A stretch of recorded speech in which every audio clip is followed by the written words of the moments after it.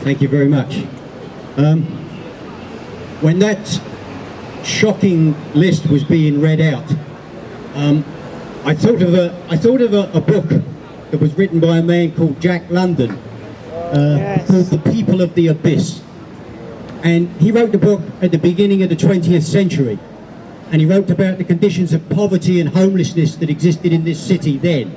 And he talked with shock about the fact that the country that then was the centre of the city that was the centre of the greatest empire the world had ever seen, that had produced such wealth, could have such incredible poverty.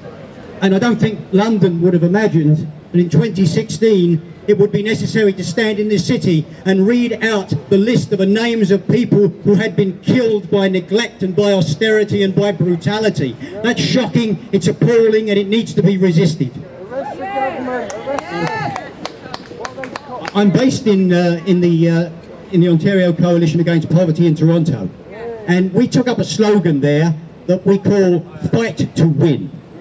And by that, what we mean is that we have to get away from the notion that there is this inevitable government agenda of austerity and abandonment, and all we can do in the face of it is register some voice of moral protest in the hope that they might listen to us and throw us a few crumbs. That isn't the situation, that isn't the way in which DPAC is organised, and that's not the way you're going to win anything. The same process of abandonment is playing out in the streets of the city where I live. Homeless people are freezing to death on the streets. Disability benefits are being cut down to the point where people cannot eat and pay the rent. They are taking away incontinence supplies. If in Toronto you apply for a special benefit to prevent yourself from becoming homelessness and you get a guide dog allowance, they deduct the cost of the allowance from what they give you. That's the kind of brutality that we're facing.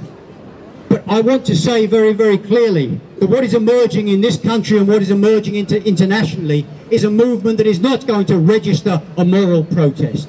It is possible to build a movement that is strong enough, that is disruptive enough, that is threatening enough, that you can create situations where horrible lists like this don't have to be put up.